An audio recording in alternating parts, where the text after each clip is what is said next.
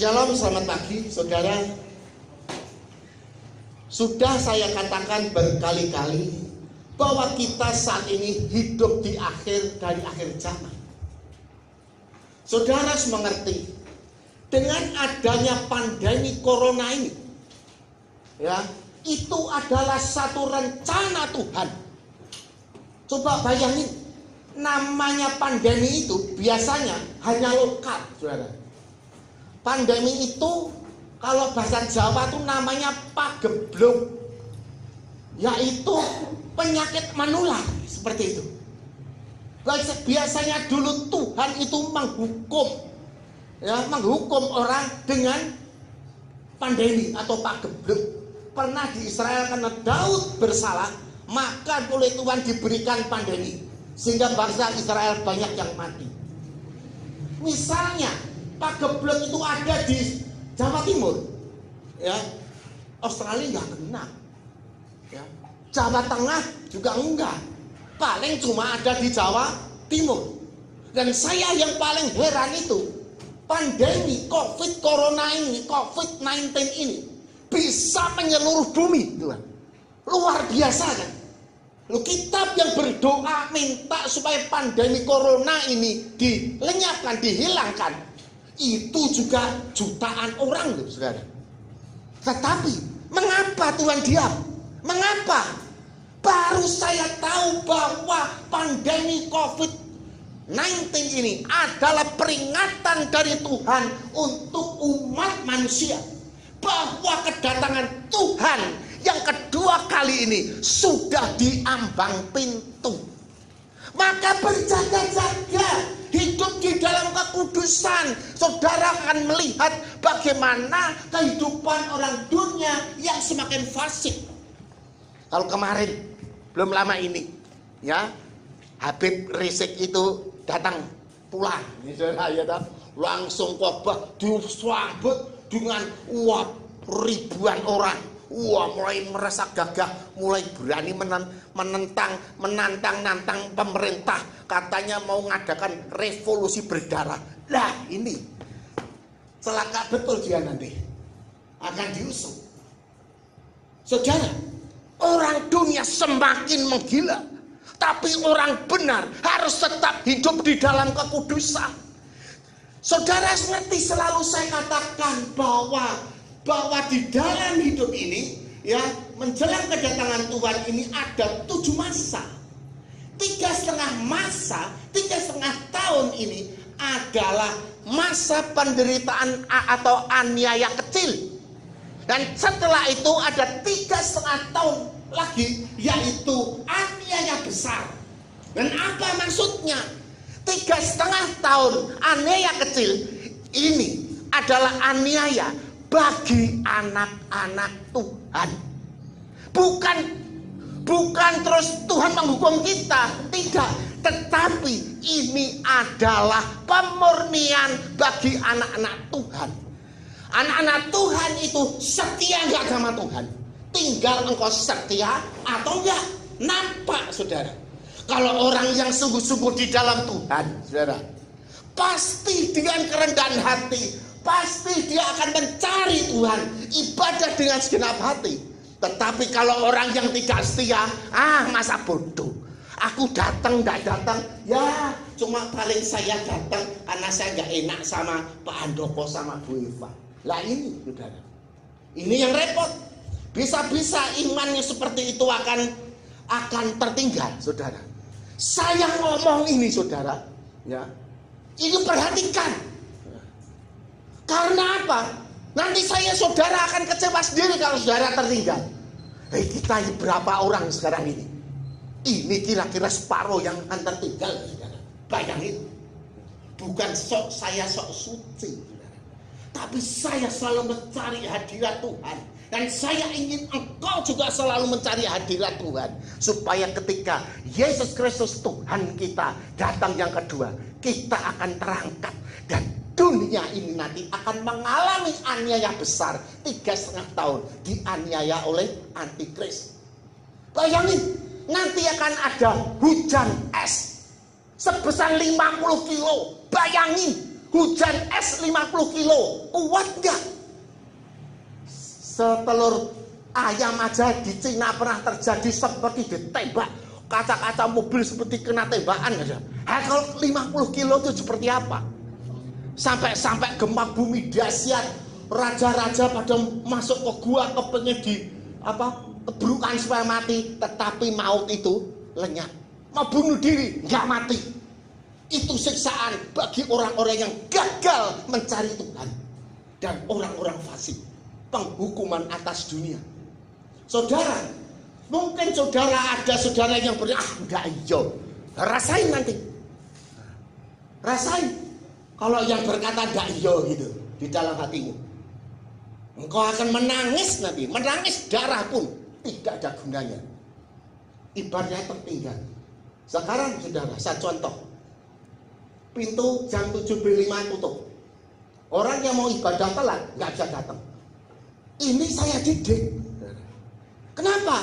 Supaya engkau tepat waktu tidak tertinggal. Amin. Ya, seperti 5 darah bodoh, pintu ditutup, nggak bisa kan?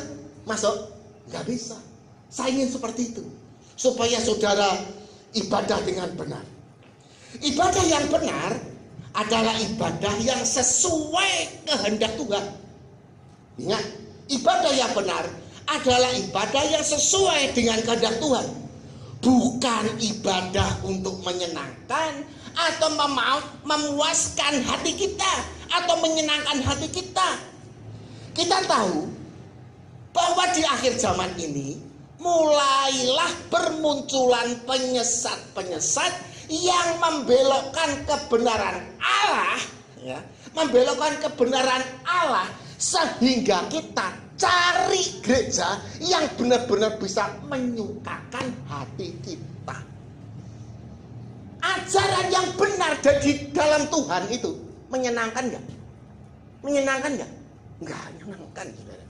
Saya tahu beberapa jemaat di sini, ya, ada yang sudah mulai nggak mau ibadah di sini. Saya tahu kok. Dia mulai apa? Mencari gereja yang enak, yang cocok dengan keinginan hatinya. Ini repot nggak? Ya silakan oleh saya. Silakan saja. Saya mengajarkan kebenaran itu dengan jujur sesuai dengan perintah Tuhan. Apa yang dipahyukan Tuhan, saya sampaikan. Saudara mau terima, monggo. Nggak mau terima, bukan urusan saya. Benar? Ya. Di zaman Tuhan Yesus, ya, ingat, di zaman Tuhan inilah yang disebut zaman perubahan dari ibadah secara jasmani menjadi ibadah rohani. Ya. Kita akan lihat, ya, perubahan dari perjanjian lama masuk ke perjanjian baru, itu ibadahnya lain. Dulunya ibadah perjanjian lama itu ibadah secara jasmani, perjanjian baru ibadah secara rohani. Kita akan lihat Markus 7 ayat yang ke-6. Buka Markus 7 ayat yang ke-6 sampai dengan ayat yang ke-9. Markus 7 ayat yang ke-6, saudara boleh catat, ya, enggak usah buka HP, nanti kebablasan WA-an, ya, karena di atas sudah ditayang. Jawabnya huruf besar dari Yesus kepada mereka, benarlah nubuat Yesaya tentang siapa? Tentang siapa? Siapa? Kamu. Siapa kamu? Ya kita semua, saudara dan saya, ya. Benar, jawabnya, benarlah nubuat Yesaya tentang kamu, hai orang-orang munafik. Kita ini dikatakan apa? Orang-orang munafik sama Tuhan. Atas gak? Keras gak? Ya, dituding itu, dikatakan munafik. Sakit hati ya? Yang gak enak juga hatinya, benar. Nah, orang-orang yang mendapat khotbah yang seperti ini, seperti pedang bermata dua, biasanya gak senang. pengennya khotbah yang enak-enak, yang menyenangkan, ngeyem-ngeyemi. Wong Tuhan mau datang diem-yemi. Wah, repot itu, saudara. Ya. Hai orang-orang munafik, sebab ada tertulis, bangsa ini memuliakan aku dengan apa? Bibirnya, padahal hatinya jauh daripadaku. Nah, saudara perhatikan di sini, bangsa ini memuliakan aku dengan bibirnya, ibaratnya ibadah dengan cara daging. Hatinya apa? Jauh daripada Tuhan. Kenapa? Kalau ibadahnya itu berarti tidak rohani, bukan tidak masuk dalam hadirat Tuhan. Ibadahnya adalah agamawi, ibadah buatan manusia. Gak jarang seperti ini loh, saudara. Ya, 7.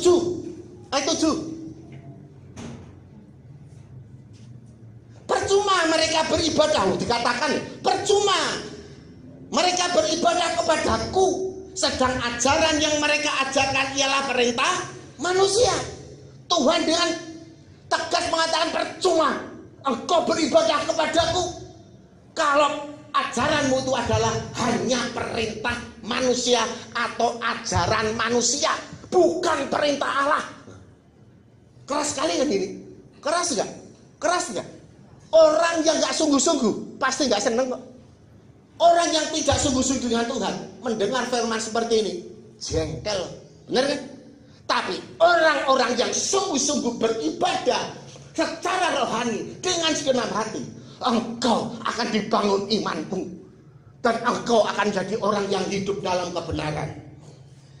8. Perintah Allah kamu abaikan untuk berpegang pada adat istiadat manusia. Perintah Allah kamu abaikan, ketaatan kamu abaikan, kesungguhan kamu abaikan. Hanya pegang pakai apa? Perintah manusia. Gugu karepe dhewe, katanya bahasa Jawa seperti itu. Repot nggak? Bukan perintah Allah, tapi pertimbangan otak manusia ini. Itu yang terjadi. Dikatakan seperti ini, perintah manusia kamu abaikan untuk berpegang pada adat istiadat manusia. Bayangin saja, kebiasaan-kebiasaanmu, megangi kebiasaan-kebiasaanmu. 9. Yesus berkata pula kepada mereka, sungguh pandai kamu mengesampingkan perintah Allah, supaya kamu dapat memelihara adat istiadatmu. Tuhan berkata, sungguh pandai engkau menyampingkan perintah Allah, supaya engkau dapat apa? Gugu karepe dhewe. Bukan perintah Allah yang kamu jalankan, tetapi apa? Keinginan hati kita yang kita jalankan. Loh, ini teguran, saudara. Ini firman Tuhan. Ya, ini bukan dari saya, tapi itu adalah firman Tuhan. Tuhan Yesus sendiri yang berkata. Zaman perjanjian lama, semua ibadah dilakukan sesuai dengan apa yang nampak baik menurut pandangan manusia, dengan menaati hukum-hukum Musa yang disertai ancaman hukuman fisik. Jadi yang tidak menaatinya, ya, yang tidak menaati hukum, maksudnya mereka itu akan mendapat hukuman seperti hukum negara. Nggak taat dihukum, nggak taat dihukum. Nah, menjadi apa? Kita taat hukum itu bukannya dengan segenap hati, cintakan hukum, tetapi takut kena pasal, kena hukuman. Benar nggak? Benar nggak? Itu zaman Musa seperti itu. Jadi kebanyakan orang melakukan ibadah dan doa tidak dilakukan dengan segenap hati, hanya sekedar supaya nampak mereka beribadah secara kasat mata. Inilah yang disebut ibadah, tetapi hatinya jauh daripadanya, alias munafik. Ada nggak saudara yang seperti ini? Ada nggak? Kalau nggak ada ya puji Tuhan. Di sini nggak ada. Amin. Seperti itu. Ya. Orang yang beribadah dengan segenap hati pastilah akan mempersiapkan diri sebaik-baiknya tanpa wegah-wegahan sampai datang ke gereja telat. Nah, ini ya, sekarang jam 7 kurang 5 lebih 5 tutup supaya tidak ada yang apa? Tidak yang telat.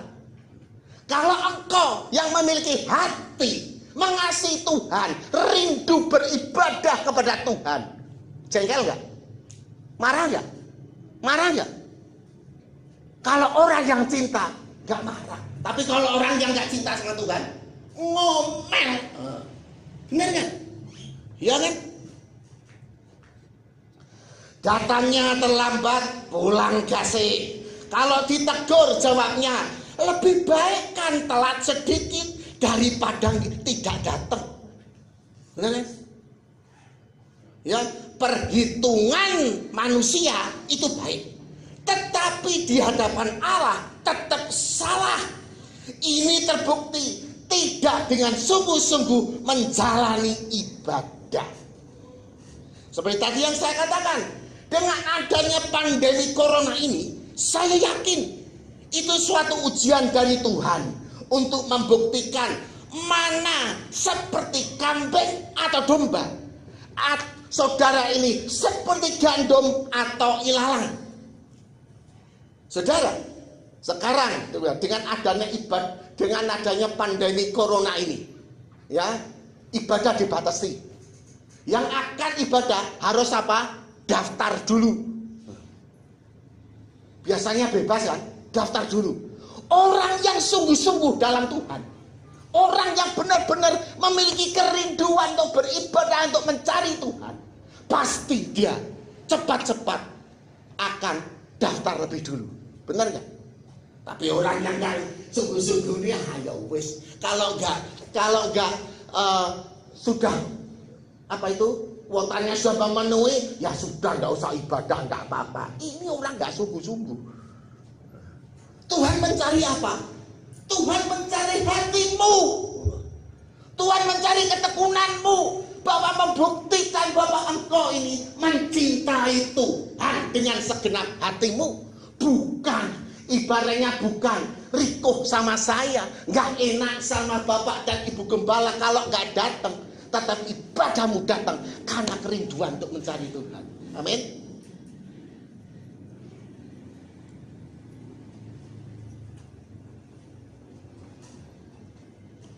Saudara, ya, memang kita apa itu ibaratnya kita didik ibadah harus daftar.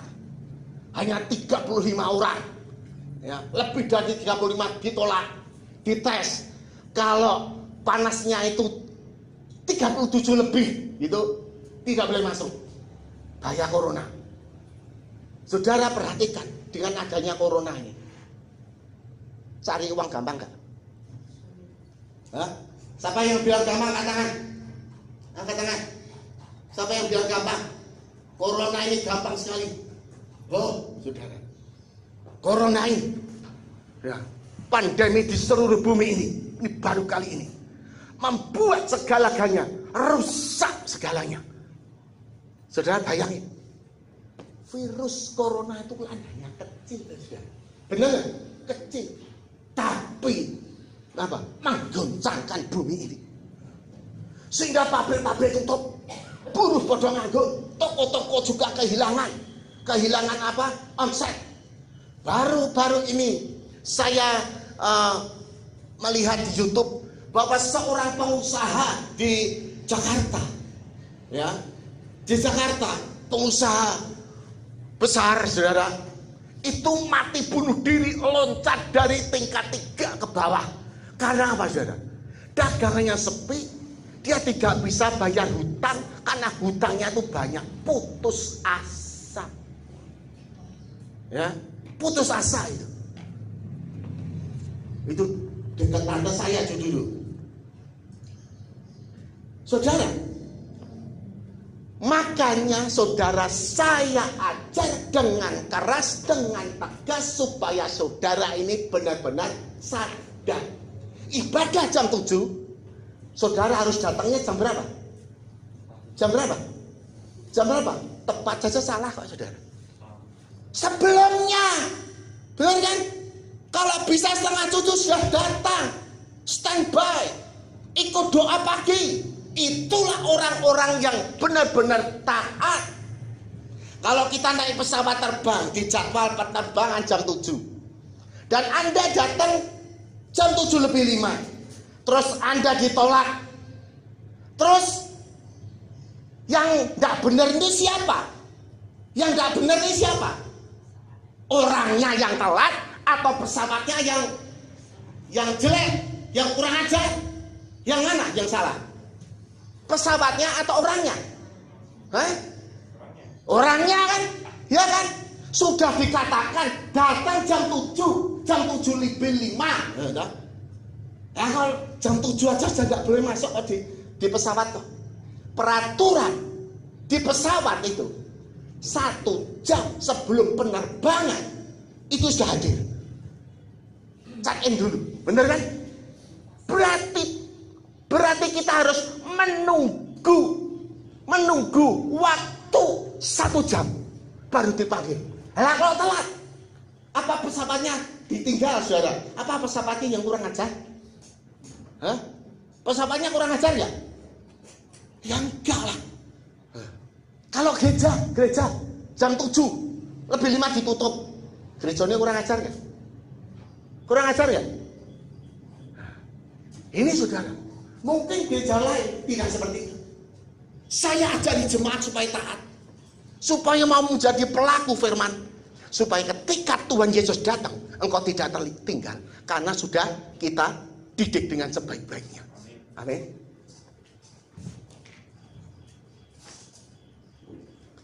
Dalam ibadah kita harus mengerti apa bedanya kebaikan dan kebenaran. Seringkali orang itu saya pentingkan api, saya pentingkan api. Benar ya, saudara? Baik dan benar itu beda nggak? Kebaikan dan kebenaran itu beda nggak? Beda nggak? Beda nggak? Baik dan benar, beda nggak? Nampaknya sama, tetapi berbeda. Ingat, saudara, kebaikan itu menurut standar dunia. Amin. Kebaikan itu menurut standar dunia, standar manusia. Kebenaran adalah standar Allah, standarnya Tuhan.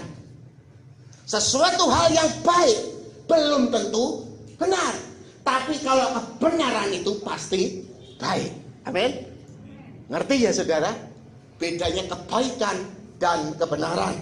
Kita dituntut oleh Tuhan itu untuk hidup dalam kebenaran, bukan kebaikan, saudara.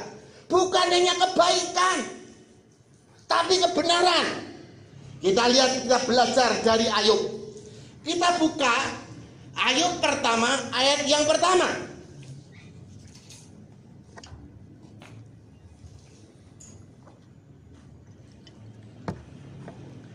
Ayub pertama, ayat pertama, judulnya kesalehan Ayub dicoba. Bayangin, saleh urja saleh kok dicoba, diuji, aneh kan? Ayub pertama, ayat pertama. Ada seorang laki-laki di tanah Uz bernama Ayub. Orang itu saleh, jujur, ia takut akan Allah dan menjauhi kejahatan. Baik nggak? Baik nggak? Baik kan? Sudah baik kan?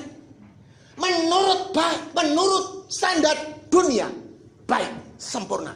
Menurut standar manusia, benar nggak? Benar kan? Tapi mengapa Tuhan uji Ayub? Mengapa? Karena Ayub ini masih standarnya adalah kedagingan atau standar dunia. Tuhan ingin mengubah standar dunia itu menjadi standar Allah. Abad enggak standar Allah? Waduh, standar Tuhan. Untuk melakukan kebaikan aja sudah repot kok. Tapi Tuhan inginkan standarnya diganti menjadi standar Allah yang sempurna. Apakah mungkin kita bisa? Banyak orang seperti itu. Saya katakan, mungkin kalau saudara mau. Nah, tergantung saudara mau enggak. Kalau saudara enggak mau ya enggak bisa. Kalau saudara mau bisa enggak? Bisa. Karena di dalam hatimu itu ada Roh Kudus yang menuntun dan menginginkan kamu dan mengajari kamu. Pada zaman Ayub, Roh Kudus belum diturunkan. Sehingga Ayub ini berjuang dengan apa? Dengan kekuatan daging. Apa enggak? Waduh. Bayangin saudara. Ayub yang kaya raya, ya, ternaknya banyak sama ribuan, saudara. Ini super miliarder, saudara. Ayub ini. Anaknya 10. Udah mendadak dalam tempo jam. Hartanya habis. Stres enggak? Wah, bingung. Belum stresnya hilang. Anak-anaknya 10 tuh mati semua. Wah, gimana saudara? Baru anaknya mati sedih aja, saudara. Badannya ini borokan sampai garuk-garuk itu sampai pakai beling, saudara. Wah, bayangin. Ini Ayub itu sedang diapain? Sedang disucikan, dimurnikan, dan diuji. Saat ini juga saudara semua ini lagi disucikan, lagi dimurnikan, dan lagi diuji dengan pandemi COVID-19 ini. Sehingga perdagangan menjadi macet, pabrik-pabrik tutup, buruh-buruh nganggur. Cari duit sulitnya setengah mati. Supaya apa? Supaya apa? Supaya engkau mengandalkan Allah. Amin. Justru dalam kelemahanlah kuasaku semakin sempurna. Itu firman Tuhan berkata seperti itu. Justru dalam apa? Kelemahanlah kuasaku menjadi sempurna. Jika tidak dalam kelemahan, bisa hebat gak kuasa Allah? Gak bisa. Orang itu, saudara, ya, kalau sedang ditimpa masalah besar, dia berdoa, dia datang kepada Tuhan dengan segenap hati. Mukjizat Tuhan itu baru muncul. Benar kan? Kalau biasa dalam kelimpahan, enak-enakan, ya, bisa terjadi mukjizat? Nggak akan. Nggak akan. Kalau menurut standar manusia, Ayub ini sudah orang yang luar biasa baiknya. Ya, tetapi Tuhan menginginkan standar dari kehidupan Ayub ini standar kerajaan Allah. Karena Tuhan menghendaki hatinya memenuhi standar Allah. Dan Ayub sendiri pada waktu itu belum mengenal Allah dengan sungguh-sungguh. Waktu itu belum mengenal Allah, saudara. Ayub itu belum mengenal Allah. Kita lihat yuk coba. Ayub 42 ayat 5. Ayub 42 ayat 5. Coba lihat. Ayub, lihat, Ayub ini belum kenal Allah. Ya. Ayat 5 ya. Hanya dari kata orang saja aku mendengar tentang engkau. Hanya dari orang saja aku mendengar tentang engkau. Sudah kenal belum? Belum. Misalnya ada. Saya mengenal Jokowi itu hanya dari perkataan orang. Saya sudah kenal Jokowi belum? Belum. Ayub juga seperti itu. Hanya dari kata orang saja aku mendengar tentang engkau. Berarti Ayub ini belum mengenal Allah. Oleh sebab itu 6, ya, ayat 6. Oleh sebab itu aku mencabut perkataanku dan dengan menyesal aku duduk dalam abu dan debu dan abu. Maksudnya dulunya Ayub juga grundel, ya, Ngerundel. Tuhan, aku salahku apa? Tuhan, walaupun orang saleh Tuhan. Saudara, tetapi ketika dia mengalami ujian namanya daging, namanya manusia, tetap aja ibaratnya apa? Berkeluh kesah. Benar ya? Setelah sadar, ya, Ayub dulu berkata, Tuhan, aku ini salahnya apa? Aku salahnya apa? Sering nggak saudara? Ketika engkau diuji oleh Tuhan dengan suatu masalah dan engkau berkata, Tuhan, aku ini salah apa? Aku ini juga datang ke gereja dengan sungguh-sungguh kok. Aku ini juga melayani engkau dengan sungguh-sungguh. Aku salahnya apa Tuhan? Kok seperti ini? Benar ya? Ayub juga seperti itu. Setelah dia mengenal Allah, karena proses tentang kerohanian, diubah dari standar manusia menjadi standar Tuhan, dari standar daging menuju ke standar rohani. Ayub baru mengenal Allahnya yang dia sembah, bahwa Allah itu punya suatu rencana yang indah dalam kehidupannya. Ngerti ya saudara? Ya. Ternyata Ayub ini lagi disucikan, dimurnikan, dan diuji hatinya.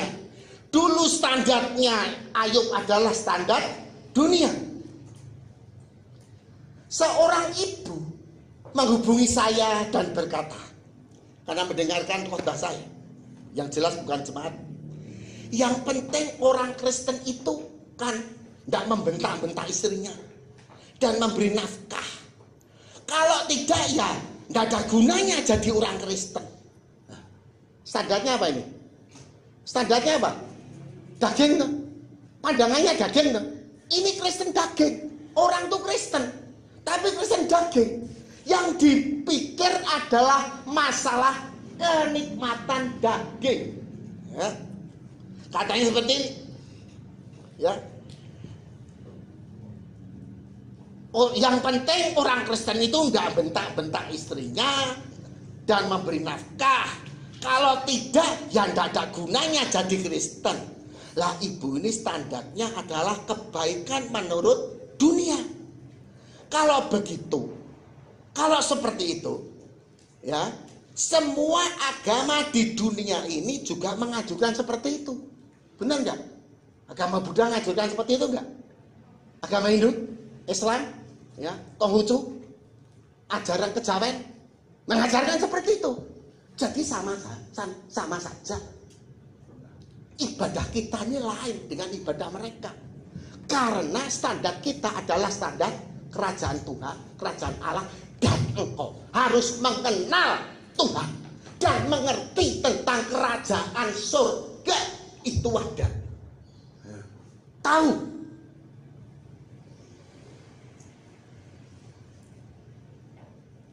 Ajaran Kristen yang betul adalah mencari kerajaan Allah dan raihlah anugerah keselamatan itu.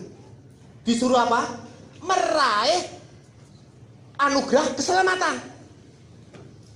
Saya yakin ibu yang menghubungi saya tersebut belum mengenal Tuhan Yesus dan belum mengalami perjumpaan dengan Yesus secara pribadi. Dan pandangannya masih standar dunia. Jangan-jangan dia masih seperti Ayub yang lama. Hanya dari kata orang saja aku mengenal Tuhan. Jadi ini baru apa? Teori. Ingat bahwa dengan perbuatan baik atau berbuat baik itu tidak menjamin masuk surga. Ya. Dengan berbuat baik itu tidak menjamin masuk surga jika engkau tidak melewati Yesus. Karena ajaran Yesus ini ajaran kebenaran. Standarnya lain dengan standar dunia. Kita dijanjikan adalah janji kehidupan yang kekal. Di bumi baru, langit baru yang akan diciptakan nanti. Itu surga bagi kita. Dengan berbuat baik saja tanpa mengenal Yesus, bisa nggak? Tanpa mengenal Yesus, baik sekali. Tanpa mengenal Yesus, nggak bisa. Tetap saja engkau tetap dunia. Kalau orang mau diselamatkan, ibaratnya, ya, saudara ini ya, naik kapal, jatuh, di kapal jatuh. Tolong. Ketika itu saudara dilempari ban dengan tali, dilempar. Tapi saudara gak mau ngambil. Selamat enggak? Enggak. Ya. Harus dengan rendah hati. Ban yang dilontarkan dengan tali harus kau raih. Walaupun dari tempatmu itu agak jauh. Raihlah. Ya, raih. Supaya kau mendapatkan keselamatan. Keselamatan itu perlu apa? Perjuangan. Jangan terima Yesus selamat dan selamanya selamat. Enggak bisa. Itu ajaran sesat. Itu cuma ngayem-ngayemi. Banyak sekali ajaran-ajaran yang seperti ini. Dan ajaran-ajaran sekarang ini oleh Tuhan juga dimurnikan. Amin. Ajaran ini sekarang ini dimurnikan.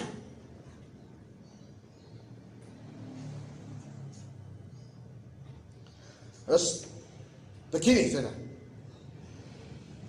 Pertanyaannya, apakah orang Kristen itu nggak perlu melakukan kebaikan? Karena kebaikan nggak menjamin keselamatan. Orang Kristen nggak perlu melakukan kebaikan. Perlu nggak? Perlu, saudara. Perbuatan kebaikan itu harus dari buah pertobatan kita. Sehingga kita tidak berfokus sosial saja. Fokus yang utama adalah mencari kerajaan Allah. Kalau fokusmu berbuat baik, ya seperti agama dunia yang tidak membawa keselamatan.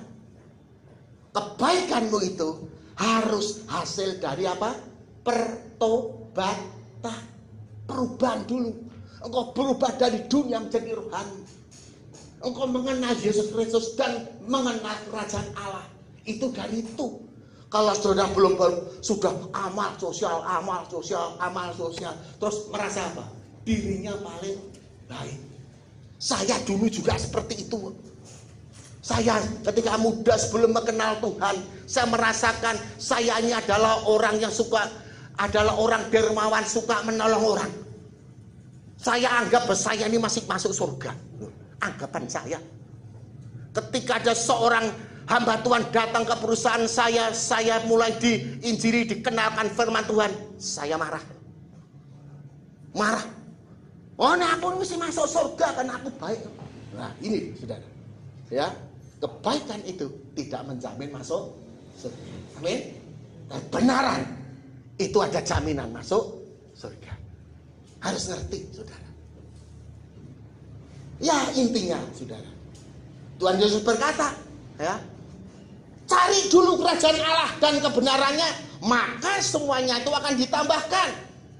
Saudara, yang pertama kali di dalam kehidupan kekristenan ini mencari kerajaan Allah dan mengenali Yesus itu siapa. Kenal dengan Yesus. Saya sudah berulang-ulang khotbah tentang mengenal Yesus.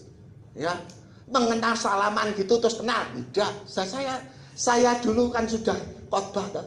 Mengenal itu, kenal itu adalah saya seperti istri saya dengan istri saya, yaitu heart to heart. Istri saya tahu saya dan saya juga tahu istri saya. Istri saya anak siapa, saudaranya berapa, dulu bekerja sebagai apa, saya tahu. Anaknya siapa, saya tahu. Saudaranya berapa, saya tahu. Baliknya istri saya juga seperti itu. Namanya itu baru mengenal. Kalau hanya salaman aja, hanya baru tahu nama. Benar ya? Ya, perhatikan saudara ya. Yang penting cari dulu kerajaan Allah dan kebenarannya.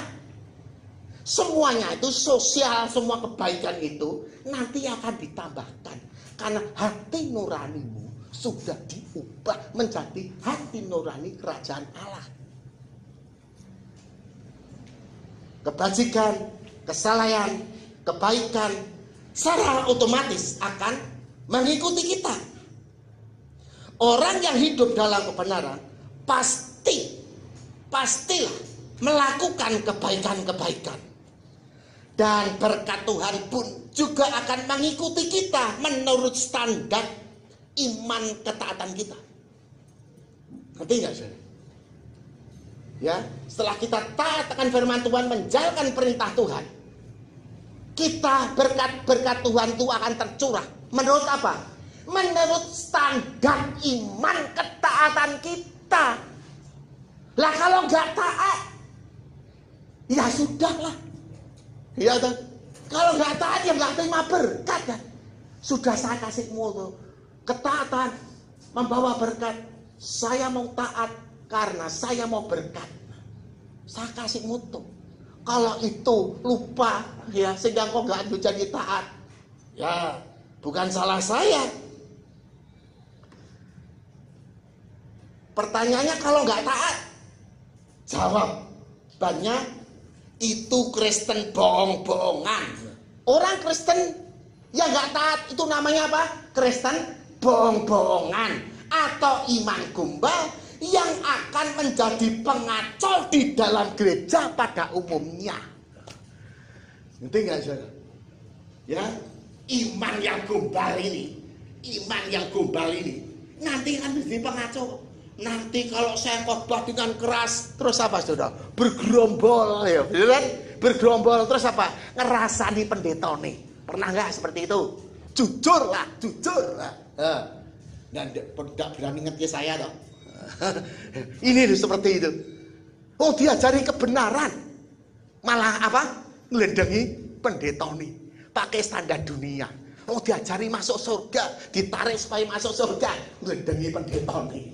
Luar biasa itu. Ya di sini nggak ada, ya di sini nggak ada. Saya percaya. Zaman sekarang, saudara, yang dicari jemaat adalah gereja yang khotbahnya manis-manis. Kenapa? Firman Tuhan itu dibungkus dengan gula.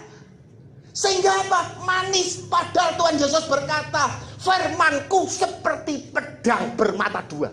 Tajam seperti pedang bermata dua. Wah, kesenggol sedikit belar nggak saudara? Wah, luka. Ya kan? Tapi pedang itu dibungkus dengan apa? Gula, kandel. Sehingga ini apa? Didilat. Manis. Orang senang nggak? Senang. Beberapa jemaat di sini juga saya tahu ada cari gereja yang seperti ini, yang firmannya dibungkus dengan gula, pedang bermata dua dibungkus dengan gula sehingga dijilat menjadi manis, senang. Nah ini saudara, ya. Yakobus 4 ayat 4. Ya, buka Yakobus 4 ayat 4.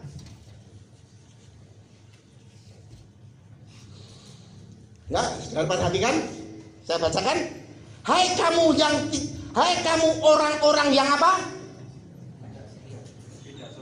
Tidak setia. Saudara setia enggak? Setia, puji Tuhan. Ini teguran bagi orang yang enggak setia. Hai kamu orang-orang yang tidak setia, tidakkah kamu tahu bahwa persahabatan dengan dunia adalah apa? Musuh Allah. Engkau bersahabat dengan dunia, itu apa? Justru menjadi musuh Allah. Loh ini firman loh, bukan buatan saya loh. Ya. Jadi barang siapa hendak menjadi sahabat dunia, ia menjadikan dirinya apa? Musuh Allah. Kita lihat lagi. Roma 12 ayat 2. Roma 12 ayat 2. Roma 12 ayat 2, demikian firman Tuhan. Ya. Jangan kamu menjadi apa? Serupa dengan dunia ini. Tetapi apa? Berubahlah oleh pembaharuan budimu, sehingga kamu dapat membedakan manakah kehendak Allah, apa yang baik, yang berkenan kepada Allah, dan yang sempurna. Ya saudara, keras banget ya saudara. Ya, bagi orang yang tidak setia itu, wah, dipukul tenang. Saudara setia enggak sama Tuhan?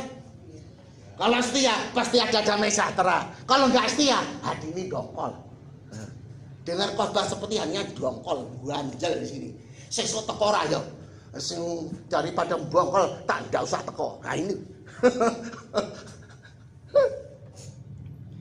Yang disukai dan dicari jemaat saat ini adalah gereja yang mau berselingkuh dengan dunia. Saudara, gereja tapi berselingkuh dengan dunia. Padahal Tuhan sudah bilang bahwa persahabatan dengan dunia adalah apa? Musuh Allah. Tapi berselingkuh. Ya. Kenapa? Nampaknya rasanya enak. Kata orang, ini kata orang berselingkuh tuh enak katanya. Loh saya belum pernah selingkuh juga saya nggak ngerti. Katanya selingkuh itu selingan indah, rumah tangga utuh. Inilah pepatah iblis. Ingat bahwa dunia ini menipu iman kita. Berselingkuh dengan dunia. Gereja yang mau bersahabat dengan dunia. Selingkuh enggak? Selingkuh. Nah kalau engkau diselingkuhi sama suamimu selingkuh, ibumu senang enggak? Enggak senang. Bapak-bapak senang kalau istrimu selingkuh? Enggak senang.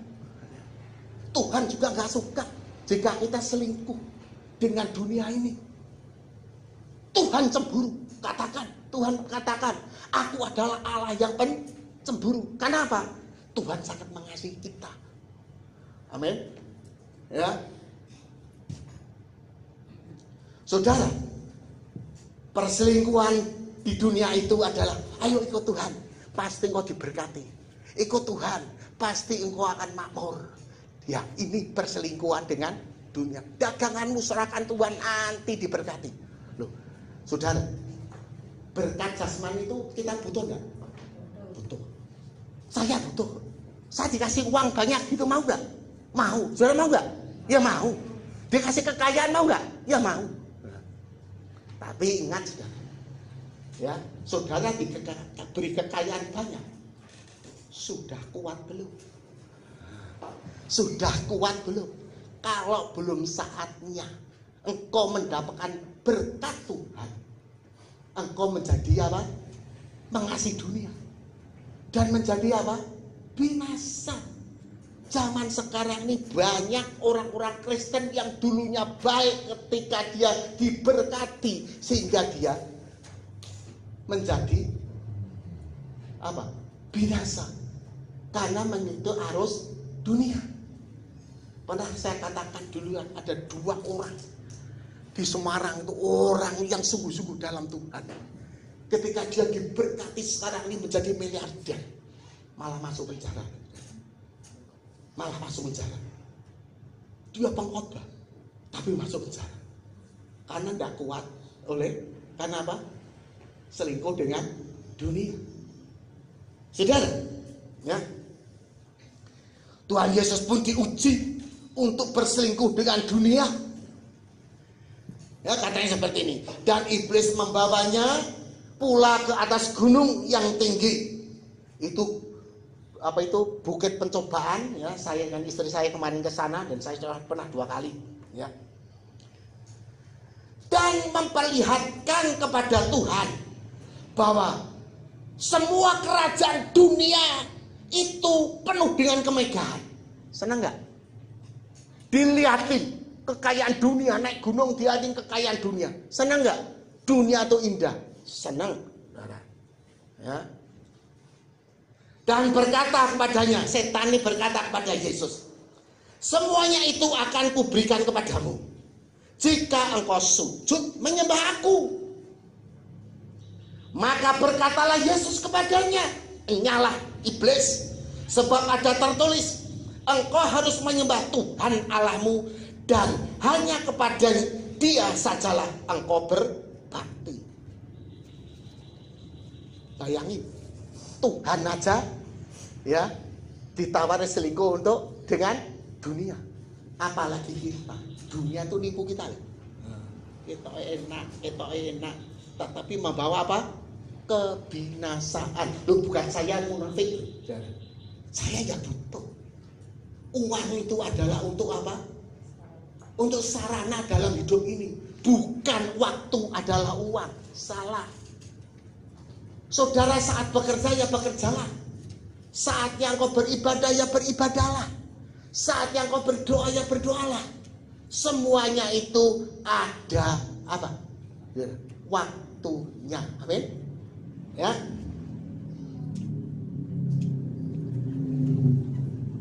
Ingat ya saudara, sudah saya katakan.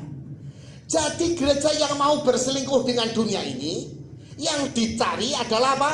Kemapanan, kekayaan materi, ketenaran, dan kemakmuran. Kira-kira kalau Yesus datang yang kedua kali, ikut raja tidak? Kristen-Kristen yang berkualitas seperti ini, ya saya katakan hati-hati. Karena pandangan kita akan dialihkan kepada dunia. Seharusnya pandangan kita tertuju kepada kedatangan Yesus yang kedua. Amin. Dialihkan. Ya. Kira-kira orang-orang yang beralih itu ke dunia ini, ya, tertarik dengan dunia ini, kira-kira terangkat enggak? Saya bilang enggak, saudara. Ya. Jemaat yang ikut raja atau pengangkatan adalah jemaat yang sudah lulus dalam penyucian, pemurnian, dan pengujian. Ya, lulus apa? Lulus apa? Penyucian, disucikan, pemurnian, dan ujian. Harus lulus. Kalau enggak, pengangkatan itu bukan asal Kristen diangkat begitu. Wah, enak banget. Dulu ketika saya masih muda pernah ibadah di Jogja, di satu gereja yang besar. Pendetanya bilang gini, siapa yang merasa kalau nanti Tuhan datang diangkat? Ayo angkat tangan, ayo angkat tangan. Dengan iman dong, dengan iman dong. Semua jemaat itu angkat tangan. Entah itu hidupnya sudah ada di dalam kebenaran atau tidak juga saya nggak ngerti. Pokoknya angkat tangan. Karena orang yang tidak mengalami penyucian, pemurnian, dan ujian, gak ikut. Standarnya Tuhan itu tinggi sekali. Karena apa? Standarnya sempurna seperti Yesus. Ya, saudara, satu contoh lagi di dunia ini. Ya, contoh manusia dunia dan manusia rohani. Cangki adalah wali kota di salah satu kota di Tiongkok. Ini hidup baru-baru ini. Dia seorang koruptor. Ternyata di dalam ketika dia ditangkap, ternyata di rumahnya digeledah ada sebuah bunker untuk menyembunyikan hartanya. Di dalam bunker disembunyikan. Hartanya itu berapa, saudara? Ada emas murni lataan sebanyak 13,5 ton. Wih, iya 13,5 ton. Duitnya berapa, saudara? Kalau dikalikan 1 juta, 13,5 ton dikalikan 1 juta, terus berapa? Dan ditemukan juga uang kontan. Kalau dirupiahkan ini 0,5 triliun. Nah, inilah yang kebangetan tuh, saudara. Bener gak? Emas segitu kalau itu dijalankan, roda ekonomi akan meningkat, banyak orang akan dibangun dan negara akan menjadi makmur bersama. Benar kan? Ini loh orang-orang dunia. Dan saat ini Cangki ini sedang menanti hukuman mati. Ini ditipu dunia kan? Benar kan? Nah, 13,5 ton uangnya 0,5 triliun bisa ngabisin nggak? Nggak bisa. Ini serakah, saudara. Serakah. Dunia saat ini sedang mengalami keserakahan. Yang penting ada orang yang menabur, banyak menabur, tetapi nggak bisa miskin. Ada yang hemat demi hemat setengah mati, tapi nggak bisa kaya. Karena apa? Ketaatan itu membawa berkat. Saya mau taat karena saya mau berkat. Nggak taat, pelit, ya urusanmu. Benar nggak saudara? Ya. Nah, yang kedua, Suster Agnes adalah cucu dari konglomerat jarum yang kaya raya. Tetapi Suster Agnes ini memilih untuk hidup sederhana dan menjadi biarawati. Dan rela hidupnya dalam kesederhanaan. Mengapa demikian? Karena Suster Agnes ini melek rohaninya. Sehingga ia mengerti tentang kerajaan Allah dan keselamatan dan hidup yang kekal. Maka dia mau menyangkal dirinya untuk meraih yang lain. Tidak seperti Stangki yang buta rohani dan tidak tahu tentang kerajaan Allah dan keselamatan. Ya saudara, perhatikan ini. Jika engkau mengenal Yesus dan mengerti tentang keselamatan, engkau pasti tidak akan bisa tertipu dengan dunia. Jangan sampai engkau berselingkuh rohani, ya. Nanti engkau akan mengalami penderitaan. Oleh sebab itu, saudara, peliharalah firman Tuhan ini, masukkan ke dalam hatimu dan jalankan. Walaupun situasi gak penak seperti ini, saudara. Firman Tuhan katakan, justru dalam kelemahanlah kuasaku semakin sempurna. Ya.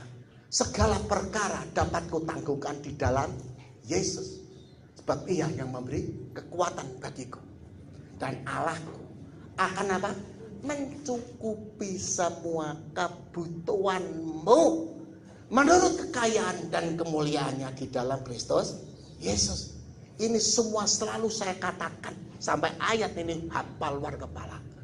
Ya, sebab itu saudara, setialah engkau dengan Tuhan Yesus. Jangan mau diajak berselingkuh.